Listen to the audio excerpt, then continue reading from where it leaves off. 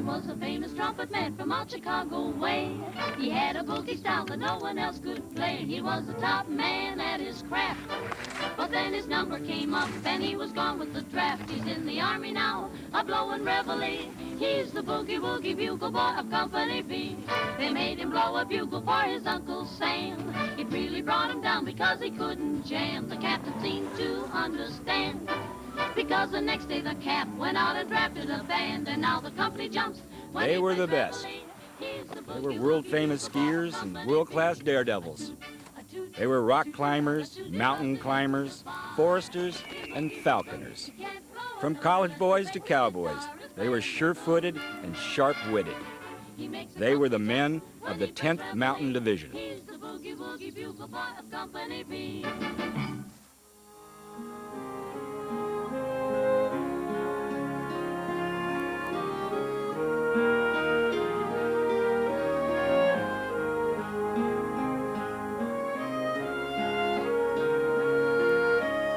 The 10th Mountain Division was and is unique, a brotherhood of unique outdoorsmen who love the mountains and subscribe to the philosophy that skiing is not just a sport, it is a way of life.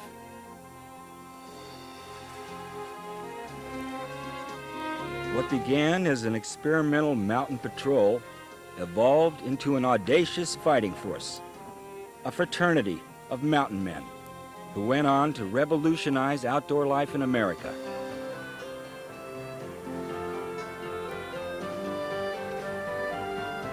They are the only United States Infantry Division ever recruited by a civilian organization and created as a result of a sport. That sport was skiing. In the 1930s, America discovered alpine skiing. Skiing in those years was barely started, and so in the wintertime probably there'd be, maybe 15 or 20 people up in our snow country, and that was it. Those were all the skiers. To ski, we would climb a slope and pack it out and have short runs downhill, if you want to call it downhill. The skis I started on were made out of maple or ash. They had a toe strap, and we used mason jars, the rubber band that seals the mason jar for preservatives. We used those to hold our heel and toe into the toe straps. But anyway, it was fairly elementary, but still a lot of fun. Over in Austria, Hannes Schneider was teaching skiers a different way to handle steep slopes. This technique was based on a new type of turn, the snow plow and stem Christie. Still part of every skier's vocabulary, revolutionized skiing. My 13th year, I was going home from school, and he tapped me on the shoulder and asked me if I would someday like to be a ski instructor. He was God to me, and I looked at him. I couldn't say very much, and I finally said yes very much. We had heroes. I think we had more heroes in those days. And of course, Alf Engen was the big ski jumper from Norway, and so we always tried to emulate Alf, and I used to dream he moved next door and make my father fill his car at his gas station and get a free balloon. The Boy Scouts had skis and a cabin in the mountains, so we all went up to learn by falling down more than standing up. And then a young fellow who spoke German got Hannes Schneider's book in German, and he taught us how to ski without ever seeing the turns done except in a book. But an increase in skiers meant an increase in injuries. Charles Minot Dole was a graduate of Yale, a veteran of World War I, and a skier.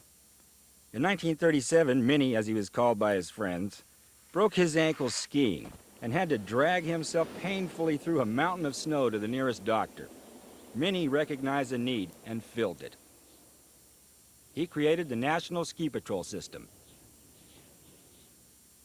Now it was the winter of 1939, and Dole and some of his friends were sitting around the fire after a day of skiing, discussing the terrific job tiny Finland was doing repelling Stalin's troops in the Russian-Finnish War.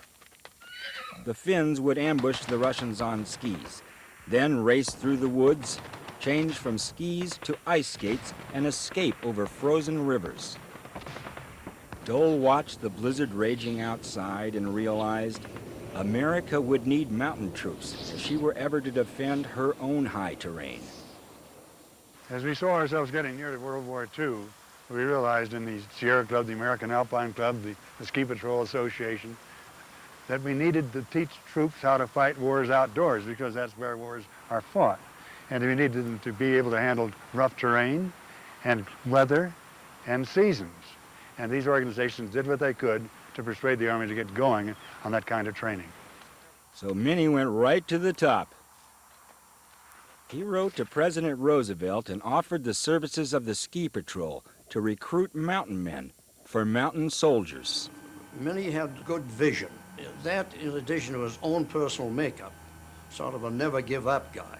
And reasoning that since we would be entering the war sooner or later, and that we would be fighting in mountainous terrain, since the Italians and the French and the Germans and the Austrians all had mountain troops. For a year and a half, Minnie campaigned tirelessly. Finally, Roosevelt's Chief of Staff, George C. Marshall, notified Dole that on November 15, 1941, America's 1st Mountain Regiment would be activated. And for the generation of skiers and mountaineers just coming of age, this outfit was tailor-made. The New Yorker dubbed them mini ski troops, and the Oregon Journal called the new regiment the Army's greatest sports school. Famous athletes, both American and European, rushed to join. I was skiing for the ski team at the University of Vermont and met a gentleman by the name of Walter Prager, who was the coach at Dartmouth. And he told me that he was enlisting and going to run a part of the ski training in the ski troops. So I asked him at the time how I could get into it and what I'd have to do, and he gave me all the answers, and that's how I wound up in the ski troops.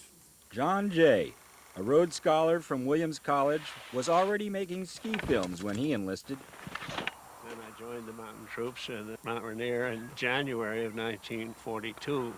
And I was one of the first people there. And we took over Paradise Lodge. It was a pretty fancy Army barracks, and we worked there for a year and a half.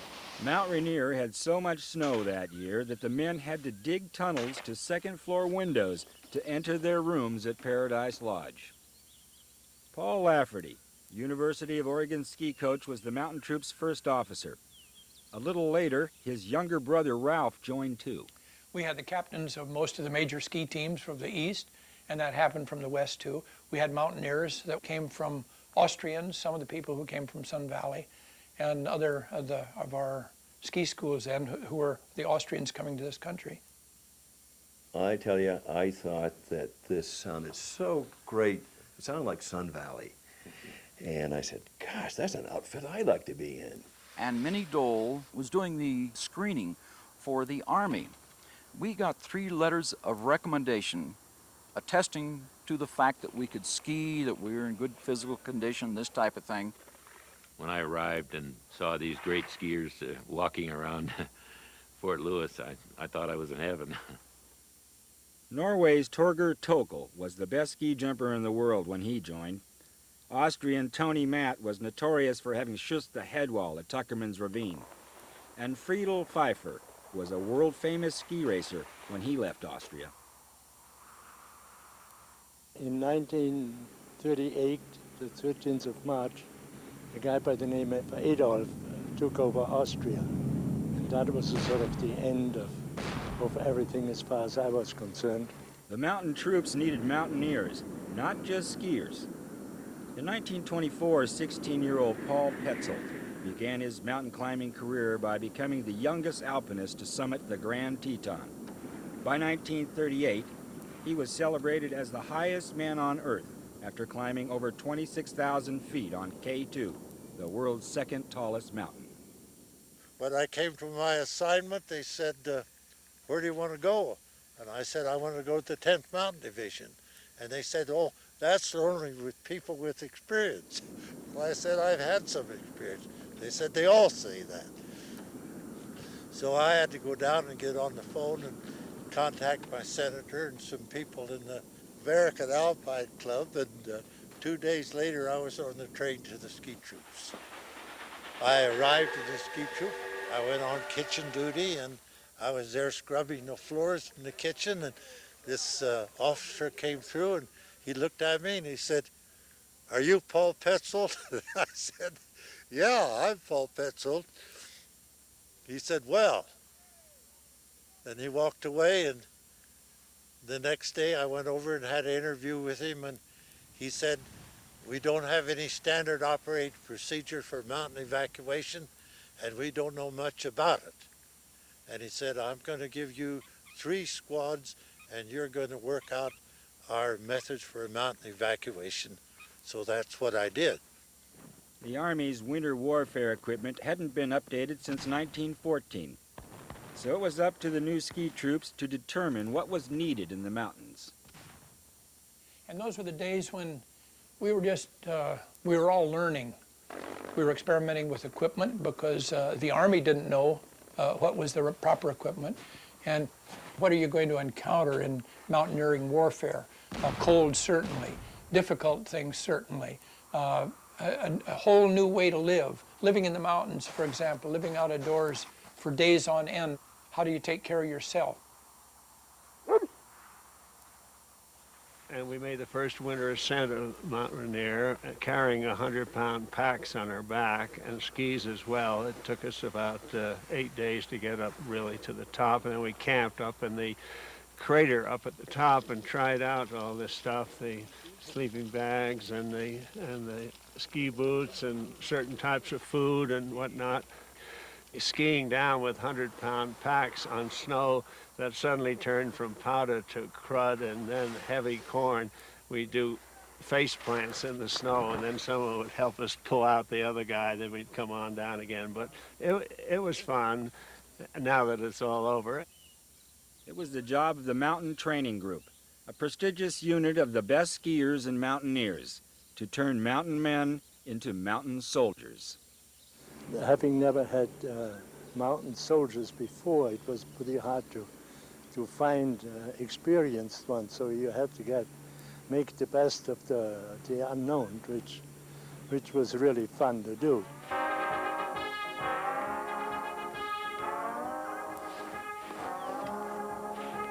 They wake you up at 5 o'clock in the morning. For $21 a day, once a month. They take you for a hike without any warning. For $21 a day, once a month. They put a pack upon your back, it almost weighs a ton. You march for miles and miles and miles, oh boy, ain't you got fun. For 7 days a week, they build up your physique. For $21 a day, once a month. A lot of us younger, less experienced skiers learned a lot from some of the old pros. My mentor was Gordy Wren. Gordy would lead us off into the woods, and we'd bushwhack down the mountain in a definitely non-military way.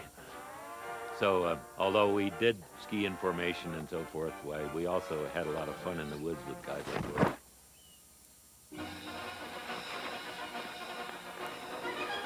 The 1940 Olympics were approaching, and Dartmouth's John Litchfield had won a spot as a ski jumper and ski racer on the team.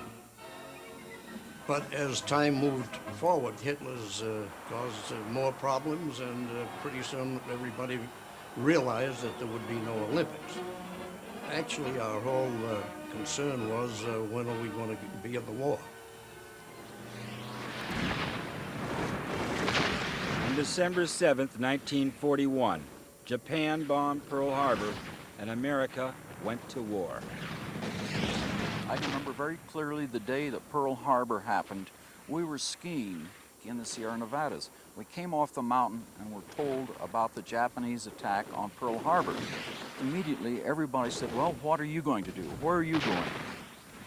And nobody wanted to burn in a tank or fall out of the sky, and so we decided that we'd enlist in the mountain troops. The mountain troops were growing. They needed a camp designed especially for their needs. Pando, Colorado, an alpine valley 10,000 feet high in the middle of nowhere, but roughly between Leadville and what would one day be Vail was chosen.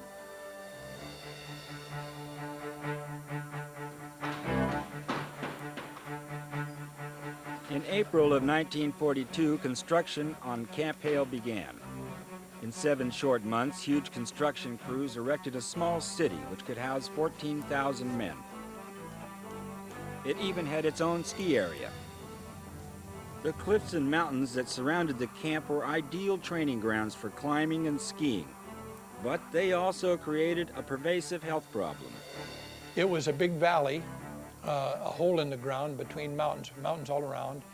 The Denver and Rio Grande Railroad track, one of the major tracks, went through along the side of one of the mountains.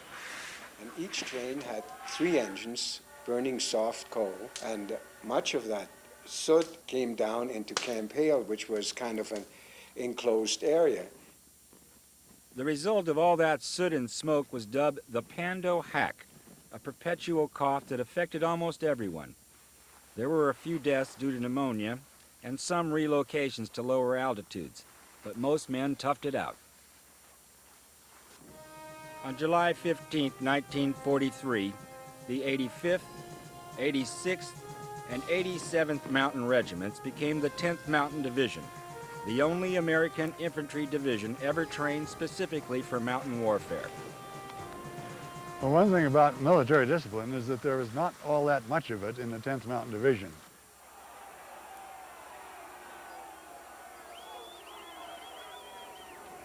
Well, I just wasn't took with the idea of this caste system that the military has, that one guy's better than another. I never felt I ever saw a son of a bitch that had a star or 2 on him that was any better than I was. And that was one of the things that made them a very, very close unit, was that the men and the officers were so equal all the way. I was a second lieutenant, I guess, then, just out of OCS, and I was training some of these high-ranking officers. He was a full colonel, and he had legs that were bowed like this, and he was fairly good fun. And I tried to teach him how to ski, and he just fell down all over the place. And finally, he turned to me and he said, "Lieutenant, you know what my trouble is?" And I said, "No, sir." I wasn't going to tell him what I thought his trouble was. He said, "It's old age, loose living, and a misspent youth." And then he skied down the hill and fell over again. They had a full rucksack then that weighed about 90 pounds. The only problem was I only weighed 118. And so if I put the pack on, I couldn't move, and if I fell, I couldn't get up. Other than that, I was a fine soldier, you know. They skied through every kind of snow but groomed, learned to snowshoe, and to use skins on their skis for climbing. And they climbed a lot. We had rock climbing schools, and we were taught how to climb using direct aid with pitons and carabiners, and lead people up places that were really very difficult to ascend if you didn't have the knowledge of how to do it. Most of the climbing was primarily to teach people to feel comfortable in rough terrain. If you could climb cliffs and overhangs, then on modest slopes you feel quite at ease. In combat, that was the most important thing that we taught, how to handle rough terrain. They had these very wonderful clothing in the ski troops that was partially a result of our K2 expedition, but they didn't know how to wear them. And they were freezing their feet with cotton socks and wearing cotton sweatshirts under their good woolen clothing, being double-timed out to the rifle range and then standing out there with their wet clothing on. I talked to 12,000 troops and gave demonstrations on how to wear their clothes to keep from getting frostbite, how to protect themselves. The first snowmobile, the first motorized toboggan, and the first snowcat were all created for the ski troops. Well, the equipment of the 10th Mountain Division was certainly magnificent. I'd never seen a weasel before. It was made by the Studebaker Company. It would carry anywhere from 2 up to maybe a whole squad of people, depending on the terrain. Probably would travel 35 or 40 miles an hour. You could mount a machine gun on it, or you could carry a rifleman on it. From the end of 1941 to the end of 1944. Most of what the 10th Mountain Division did was train. And with so much in common and so much time spent together, the 10th developed lasting friendships. The 87th, really when we got started, was an absolutely super group that all of us who were there still refer to it as a great ski club. Probably part of it was, just as happens in ski clubs, people brought songs from different places.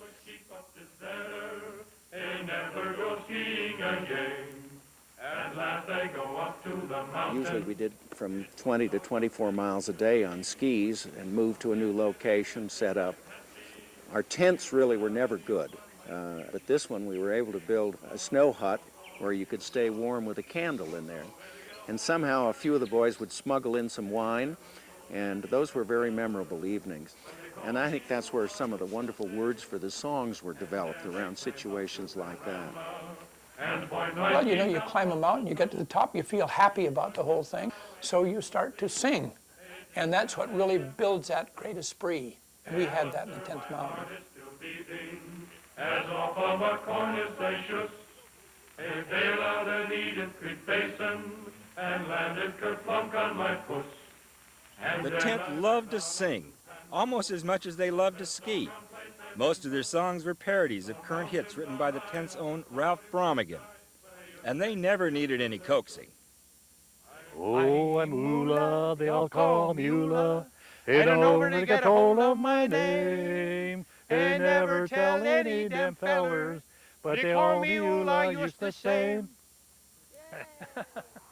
D Series, the 10th's division-level maneuvers, was the grueling culmination of all their winter training. Oh, that was unbelievable. In fact, I don't think it was 30 below zero weather. It was 30 below zero, and we'd started out. Do you remember below timberline? It was a wet, heavy snow, right? And then the wind was howling and blowing. It was probably one of the most rugged, I would say, without a doubt, one of those rugged training exercises that any unit in the U.S. Army had ever seen. During one of Colorado's longest and coldest blizzards, 12,000 men climbed above 13,000 feet in the surrounding mountains to endure 6 brutal weeks of war games while living totally outdoors. Well, D-Series was a matter of utter confusion, being terribly tired, being wet, cold, and hungry. I never really did fully understand what was happening, which is not unusual in the Army. Some of them really didn't want to go, and this Eddie Alameda, about the first 2 or 3 miles out of camp, he put his leg up on a stump and took his rifle with the rifle butt and hit his leg and broke it, so he didn't have to go out. Now, he really didn't like the D-Series. Later, when we have very heavy shelling in Italy and have a real rough day with a lot of fire going on, you'd hear somebody say, if this gets any worse, it's going to be as bad as the D-Series. In one day alone, over 100 cases of frostbite had to be evacuated.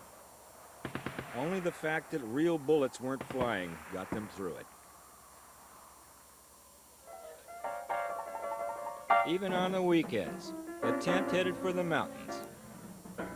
In a little honky-tonky village in Texas, there's a guy who plays the best piano by far. He can play piano any way that you like it, but the way he likes to play is A to the bar. When he plays, it's a ball. He's the daddy of them all. The people gather around when he gets on the stand. Then when he plays, he gets a hand. The rhythm he beats puts the cats in a trance. Nobody there bothers to dance, but when he plays with the bass and guitar, they holler, oh, beat me, daddy, A to the bar. A blink, a plank, a blink, clank, blink, clank, a plunkin' on the key. A riff, a rap, a riff, rap, riff, rap, a riffin' out with me. And when he plays with the bass and guitar, they holler, oh, beat me, daddy, A to the bar. We drive all night long, ski all day Saturday, party all night Saturday night, and ski all day Sunday, and drive all night and get back for reveille. Or we'd come to Denver, and, you know, soldiers do on the weekends. And when he plays, he puts them all in a trance. The cats all holler, way to the bar.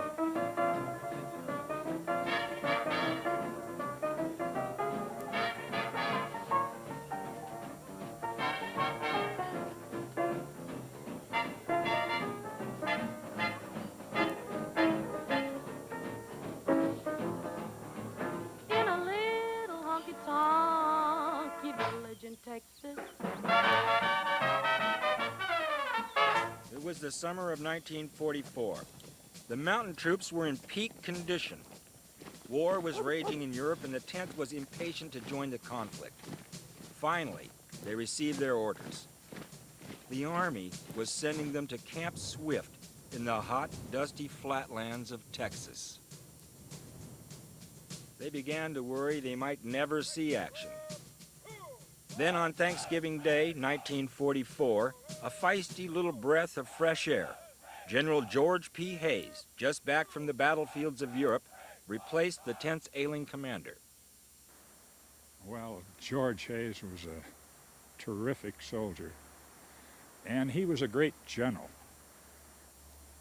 Had we had someone else, some lesser soldier and officer than George Hayes, we probably wouldn't have accomplished near as much because they wouldn't have demanded as much.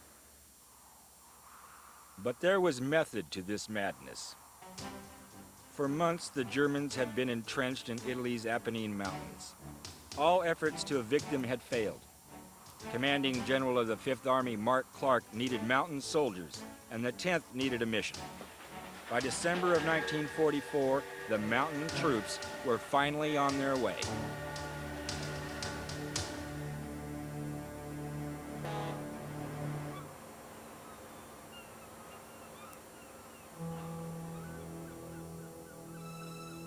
"5 years after Hitler invaded Poland, America's super-fit mountain soldiers stepped onto ravaged, war-torn Italy.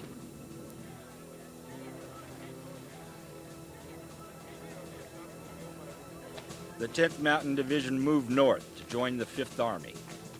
It was pretty well stalemated in the area that we went to. They were having trouble rooting the Germans out of the Apennine line that they had established. General Hayes and his superior, Lieutenant General Lucian Truscott, disagreed on where to start the offensive. It was attempted to take Belvedere by American units 3 different times, and no action was taken to take Riva Ridge. Germans occupied Riva Ridge, and they were in observation posts, and they could direct fire very accurately right in on top of our forces. Riva Ridge was 2,000 vertical feet of shaly rock with the Germans perched on top. General Truscott was certain that no troops, not even elite mountain troops, could capture this ridge. But Hayes persuaded him to give the 10th a chance. By mid-January, the 14,000 men of the 10th had secretly moved into small villages 30 miles southeast of Bologna. The Germans held all the ground north of that point. The division was assembled in a week, and of course the only movement could be at night. They hiked on up, and we put them in every hay mound and chicken coop and barn and building and any place to hide them, because in daylight the Germans could look right down on our positions. You didn't dare move. The 10th sent out a patrol to search for possible routes. At that time, there was about 2 feet of snow on Riva Ridge, and there had been heavy rainfall, and it was a sheet of ice. And try as we will, we never got to the top of Riva Ridge. We just didn't have the equipment to do it. Still, Hayes was determined to take the ridge. So they studied the wall through binoculars and photos, while the best climbers honed up on their skills. Then they got lucky. A south wind melted most of the ice on the ridge.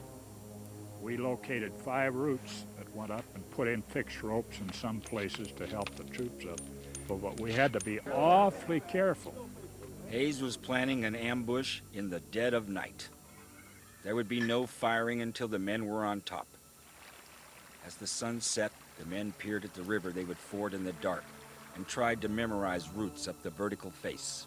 The whole thing started about 7:30 in the evening on the 18th. We're under the cover of darkness, and we start up this escarpment, and it was very, very steep in certain portions. We just went up in a single file, and therein lied the danger, that if we were discovered before we got up there, it could have been a very disastrous situation, because we didn't have room to deploy out on a kind of a skirmish line and go up, and so everyone was as quiet as they could be, and it took all night, because it wasn't until about 5 in the morning that we reached the top of the ridge.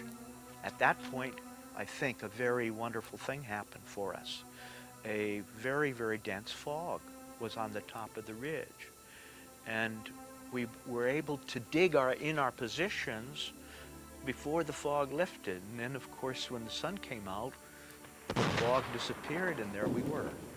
The Germans were back in dugouts sleeping, and our troops took the guns over, turned them around, and went down and threw hand grenades in their sleeping quarters, and that's the way they woke up.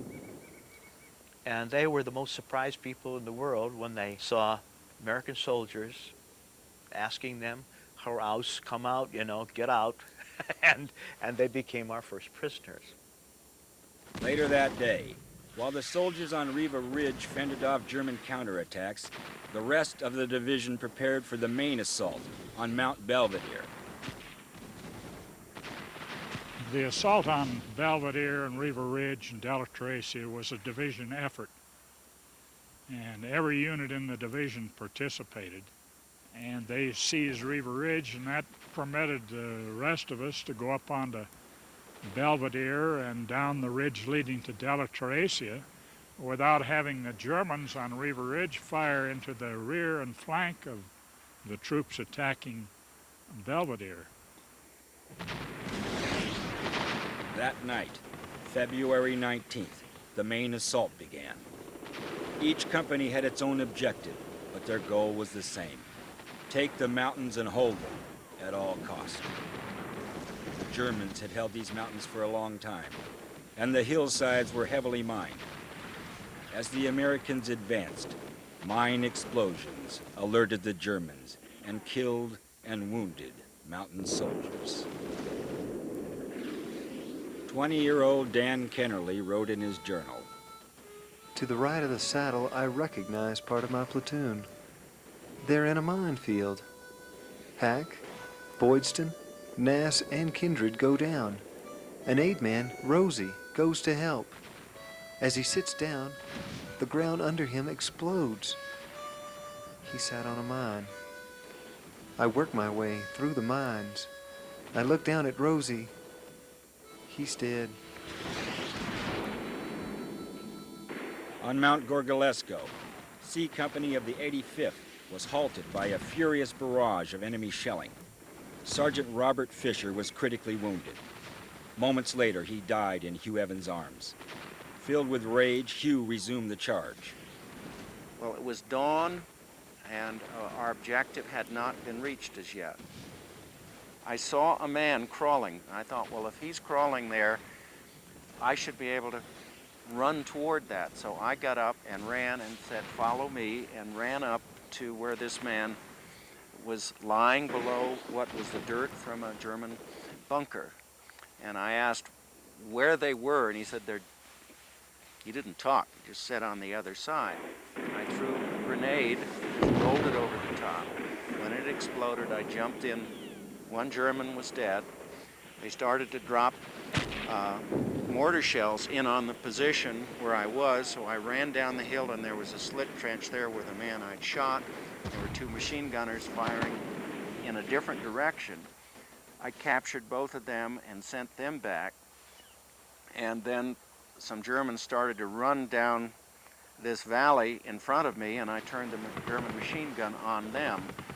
And then the troops came through, following, and the thing that absolutely floored me afterwards is that the whole other side of the hill was just riddled with foxholes with Germans in them. Why I survived that, I have absolutely no idea. We have taken the saddle, but I hear there's not much left of B Company. Their bodies are scattered along the slope, frozen in many different positions. There is a strong scent. At first, I cannot place it. Now it comes to me. It's the odor of a slaughterhouse. I'm gripped with fear. On February 23rd, after 4 torturous days, the 10th controlled most of the Mount Belvedere area. But the mountain soldiers were still locked in a bloody struggle for Mount Delaterratia. Finally, on the 24th, Lieutenant Colonel John Hayes' 86th Regiment captured the hill. And the Germans wanted that back. They couldn't afford to let us keep it. So they counterattacked for a couple of days, and we were low on ammunition, rations, everything else. We redistributed ammunition. We were firing German mortars. We took German rations, and I hate to say this, but we scraped the blood off the bread with our trench knives. That sounds pretty gory, but when you're hungry, and they were without rations, well, I don't think there was a yard of ground that wasn't hit with a mortar or artillery shell, and I was afraid I'd lost most of my soldiers from the intense fire. And then they attacked, and we did a magnificent job and held the positions and with no problem. Germany's northern Italian stronghold had finally been broken. General Hayes was a very imaginative general, and when he got out of the mountains, he told General Truscott, his 4th Army commander, we're going to keep moving, and Truscott says, don't go too fast. So Hayes never got in touch with him again. When we broke the line in the Apennines, we kept right on going into the Po Valley. And George Hayes said, I don't think they'll ever catch us, and we're headed north. Their training had prepared them physically, but nothing prepared them emotionally for the brutality of war.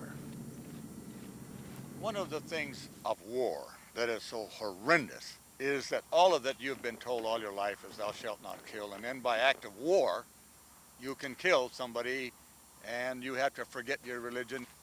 I fought the war because Hitler was really wrong.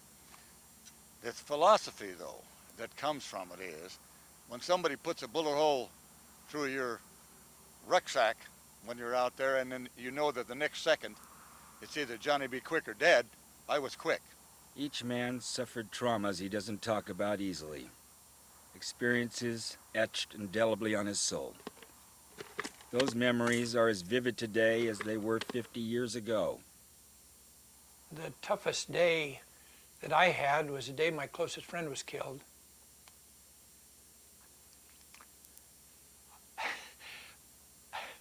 I can't even talk about it now.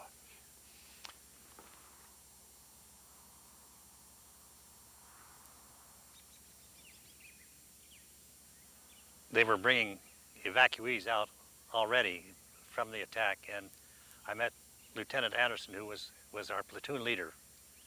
And he says, Skillern, he said, I got bad news to tell you. He said, Tokel and Tukola were killed this morning. And that really was a very tough time in my Army career, because Tukola had been on all this reconnaissance of Riva Ridge with me, and Tokel was my platoon sergeant, and we were good friends.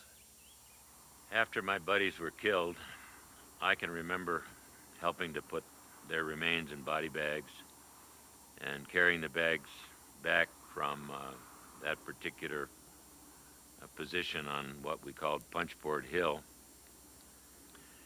And after that, I remember nothing for 5 days. And then after the 5th day,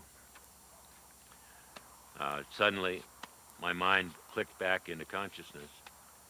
The shock of those 2 deaths and the shelling and so forth just wiped out my conscious mind, and that's the body and the mind's way of protecting itself.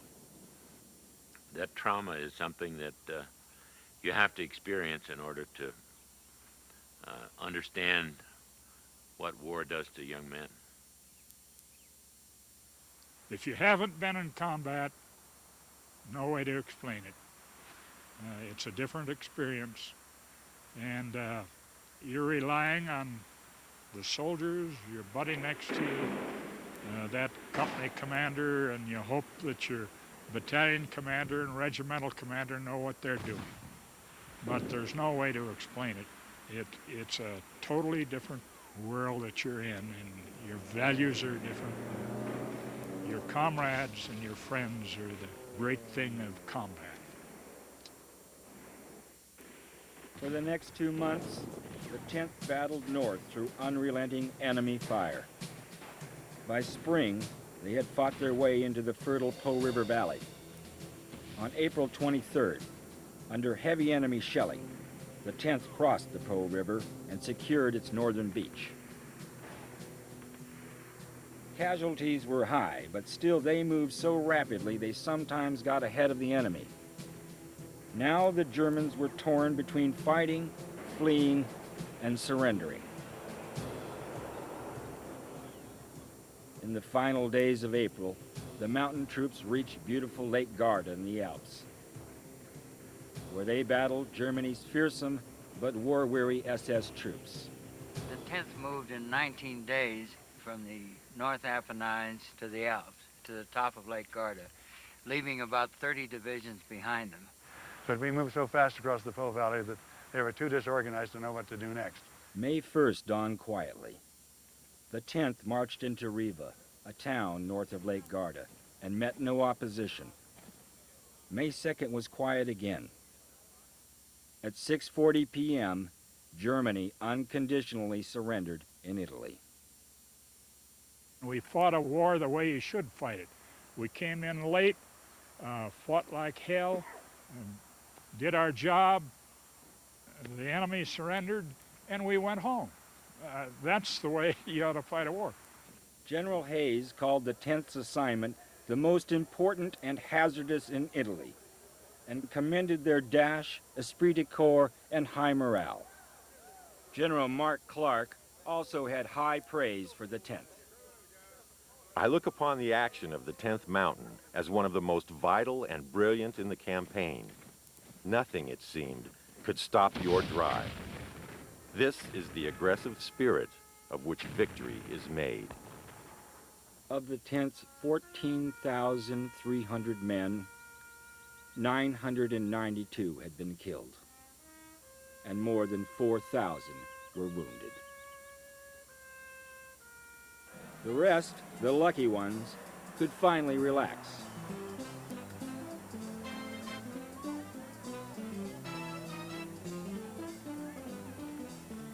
One company liberated a German warehouse filled with champagne and posted a sign, "Champagne free, beer 20 cents.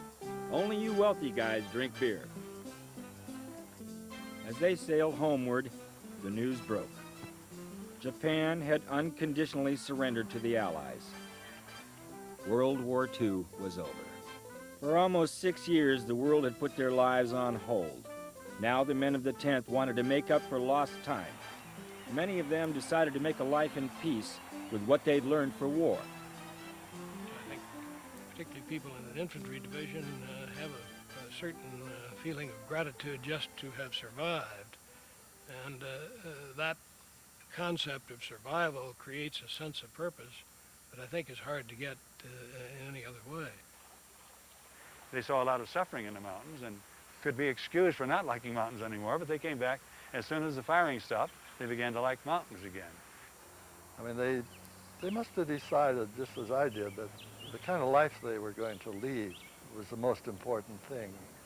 And the whole concept of living in the mountains was so appealing, and whether you made money wasn't important. I more or less was a mountain bum. I spent most of my time trying to be in the mountains, either skiing or climbing.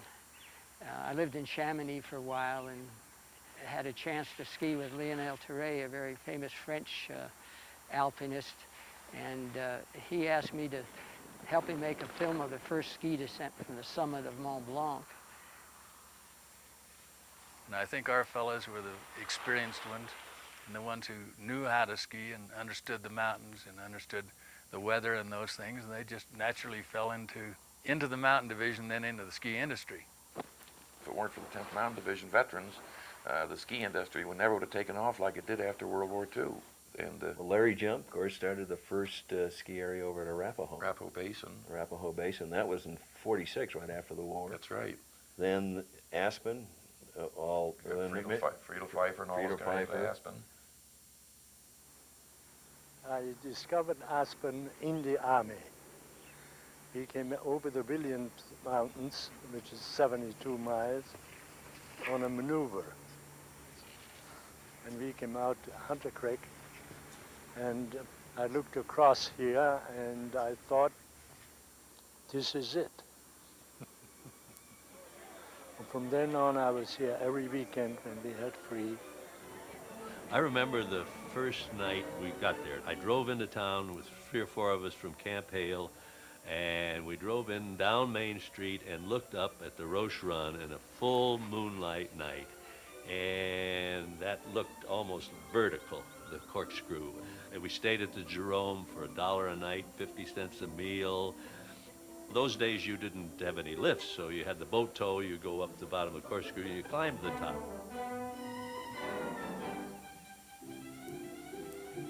Many of us getting out of the war and getting out healthy, you might say, were looking around for something to do until we kind of got our head screwed on straight again and our feet back on the ground. So through Friedel Pfeiffer, Friedel got a hold of myself and Percy Radout. So I found myself in Aspen. They were addicted to skiing, and they came here, made their life here. So everybody had enough to live and didn't need very much to be here. And I was hoping to have it grow up as a ski village. So I immediately, when the lift started going, I gave them all free passes. So they all go out, free ski school and everything else. And my dream was to carry this on all the way. And those were the glorious days of skiing and the romantic days. In his early design of Aspen Mountain and putting together the structure of the ski school and how to treat people, Friedel has a sense about skiing and designing mountains. And when he designed a ski trail, it had a rhythm that you would feel. Skiing in the old days is just sort of wonderful, floating through the air, and it's like some people can dance and some people can't. After studying resort management in Switzerland, veteran Pete Seibert came home to find his own ski resort. I remember going down one time to the Eastern Slope Inn in North Conway, New Hampshire, and listening to Lowell Thomas. And Lowell Thomas was describing the joys of skiing, and I think all that kind of caught fire in my mind. And when I was 12 or 13 years old of age, where I made up my mind I wanted to be in the ski business. One day, Pete Seibert arrived in my office, and he said, "Parker, I've found the perfect mountain." And I said, "Oh, where is it?" And he said, "Well, it's within 100 miles of Denver." And I thought there couldn't be a mountain that everybody else had missed within 100 miles of Denver. But I went along with Pete and Earl Eaton, and we took a Jeep up partway up the mountain and then walked through waist-deep snow to the top of the mountain and looked over into the Dale's Back Bowls. And like Brigham Young, Pete said, "This is the place," and I agreed with him. Back in the 1960s, skiing was a very macho sport. Vail set as its objective providing of a great skiing experience for skiers of all levels. So there was a very large portion of the terrain that was what we would call intermediate or beginner terrain. It was a time when everything was sort of falling into place for the growth of the ski world. There was the head ski, which was the first ski that was easy to use by the average person. We had the beautiful Bogner stretch pants. We had the buckle boots. We had release binding. The airlines were beginning to promote winter travel. And so we had an awful lot going for us when we opened Vail in 1962.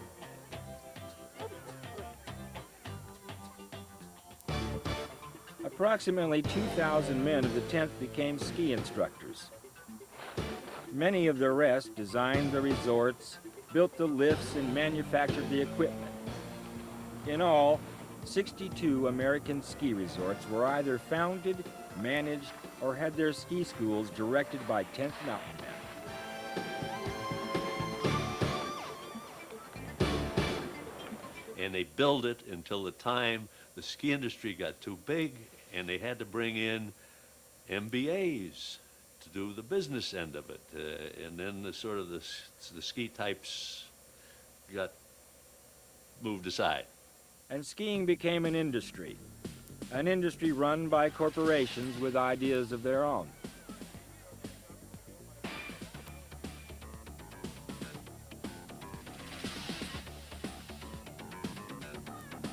But not all of the 10th Mountain men became ski entrepreneurs.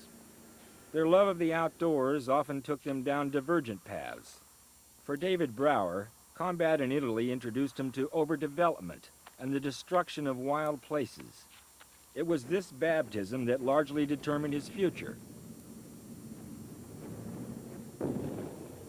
What I saw in the war, of course, was a lot of destruction of terrain and a lot of environmental damage, because that's what wars do.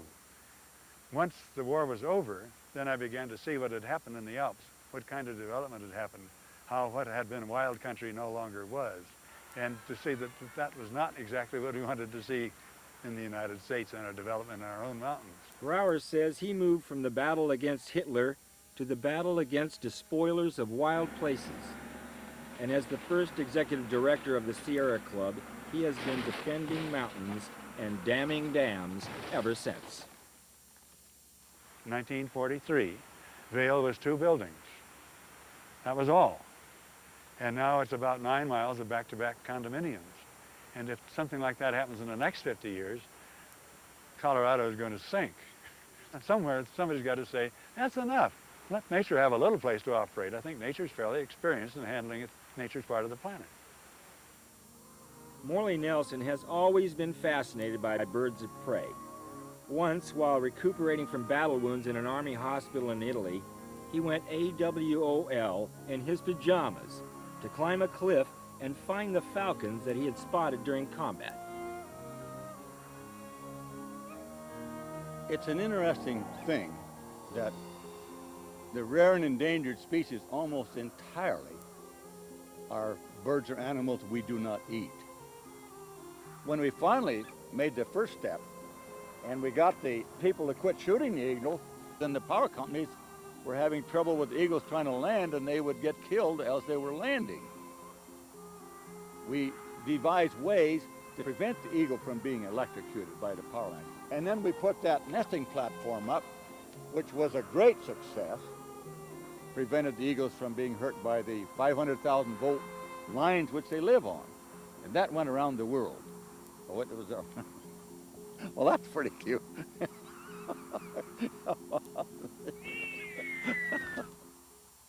Architect Fritz Benedict designed the villages at both Snowmass and Vail ski resorts. But in the back of his mind was still the subject of his college thesis, a wilderness trail system. That trail between Zermatt and Chamonix is what really inspired me, because here was Aspen, a successful resort. There was a new resort over there, and wild country in between. When I was working in Vail, I got the idea, gee, wouldn't this be nice to have a trail between these, about a week's trip between the 2 resorts. So Fritz created the 10th Mountain Hutton Trail System. The experience we had at Camp Hale, it was the way skiing started. It was simple and a lot of camaraderie, and that's true of the huts. It's a lot less expensive than downhill skiing. It's remained simple, and you don't have to have a new pair of skis every year. Life is a little rugged, and it's getting back to the way skiing is when it started. And to preserve that, I think, is so important, and that's something we can keep up with the huts. And I think it'll be a living memorial to the tent. Paul Petzold is a mountaineer and outdoor educator with an infectious enthusiasm for life. He has spent his lifetime developing a new wilderness ethic. My ability to start the National Outdoor Leadership came through a long history. You see, of my climbing, the expedition to K2, especially in ski troops, where I saw them working with groups in the outdoors. I wanted to build a lifetime recreational outlet for these people, where they could go and do things with their kids and their friends and be comparatively safe, have good judgment, and still protect the outdoors.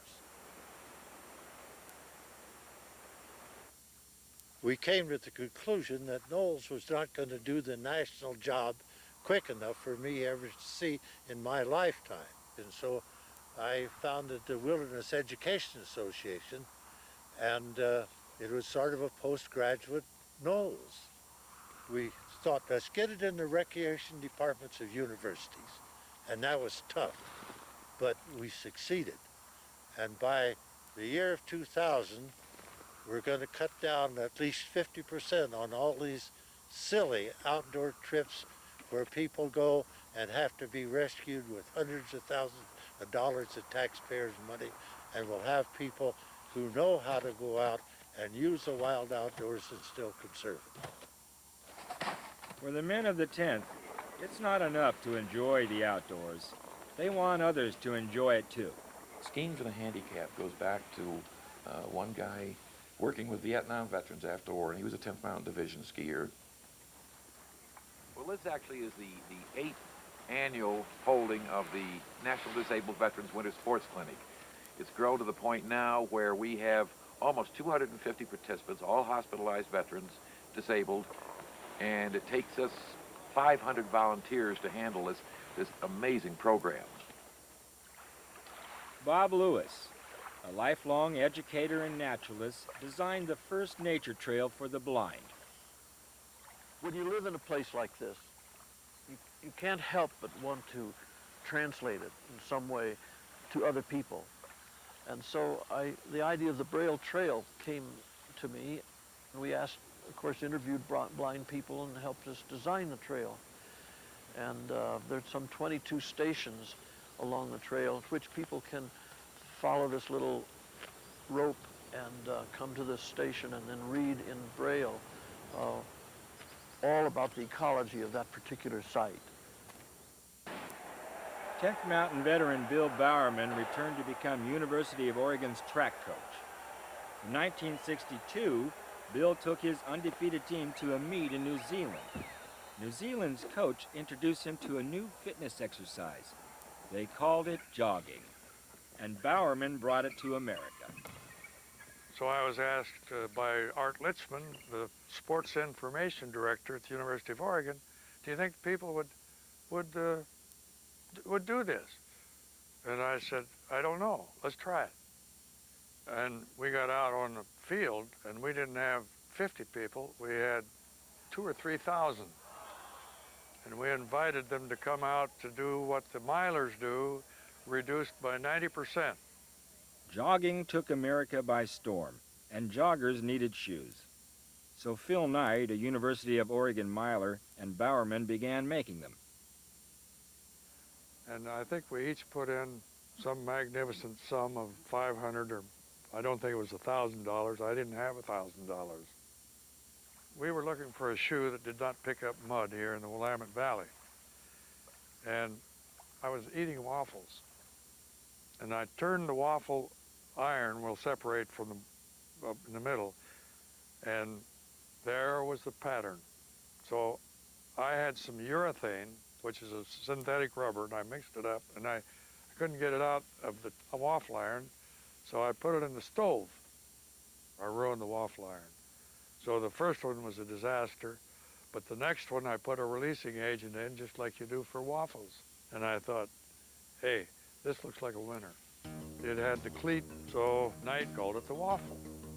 He sold them out of his father's garage, and they went like hotcakes. They called their shoe company Nike. So our mountain training and our depression experience I think, gave us two things. One, an unusual work ethic, and two, we knew we could do almost anything we asked our bodies to do in terms of physical effort and mental effort. And so when we got into business life, obstacles that to some people might have seemed too big didn't particularly seem important to us. It's important to have some difficult experiences in life and not just have it all so smooth. To build character, I mean, that's maybe corny to say that, but it does build self-confidence.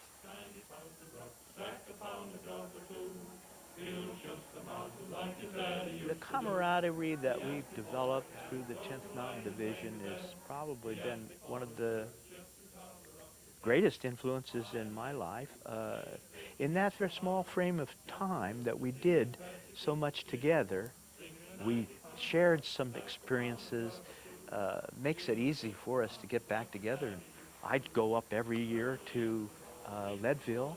We ski all over, but they come up for the special day, the race, the lunch, the formations, you know, skiing down in formation. And then, of course, always to the memorial, because that's something very,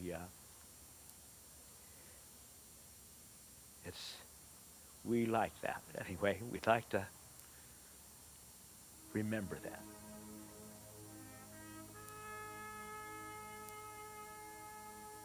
We had a philosophy to help each other, and that's the main thing in mountains. And the 10th Mountain Division was known as really helping each other. And I think that's sort of the greatest thing in life. I think probably the greatest experience for me, and I mean this sincerely, was to be with those troops. They were magnificent. And I've thought of that many times.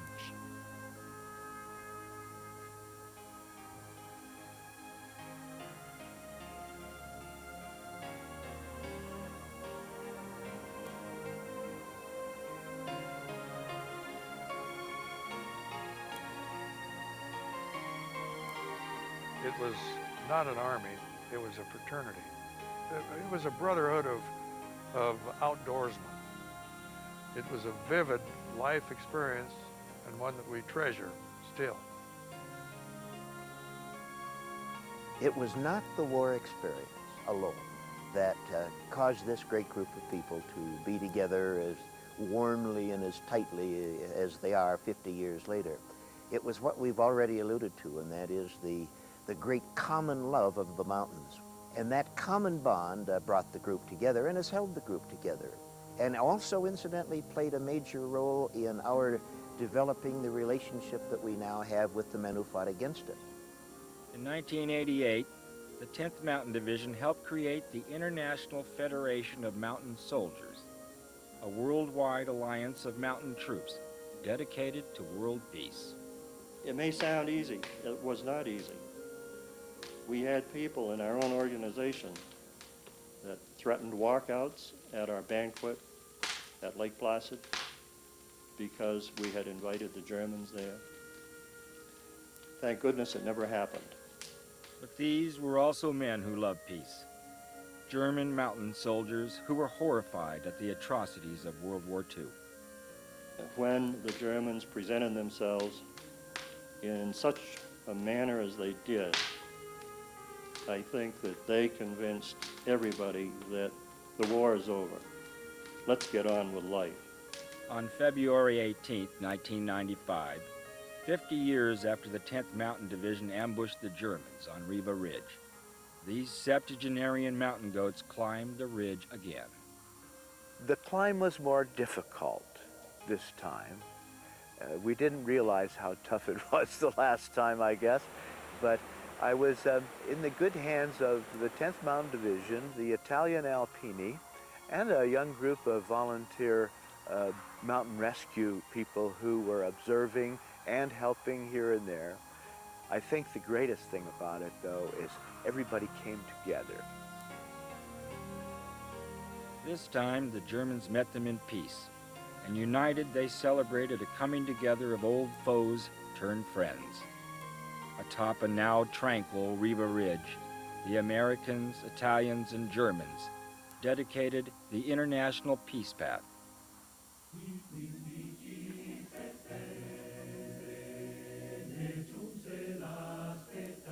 In the valley, where 50 years ago, war-scarred villages concealed novice mountain troops, today's prosperous villages celebrated their liberators with a hero's welcome.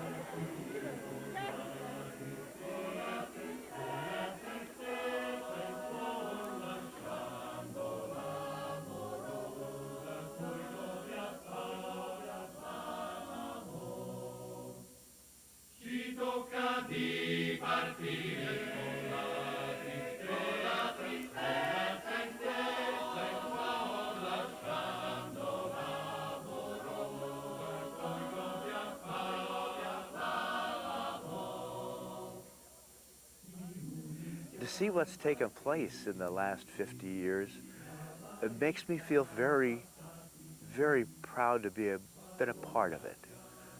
We did something good, huh? Liberty is here.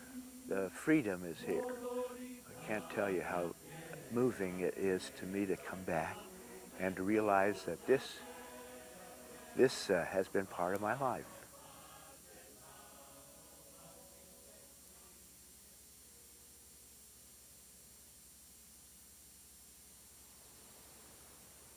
With the single exception, of course, of the deep affection that most of us still have and will always have for the 992 men who we left over there.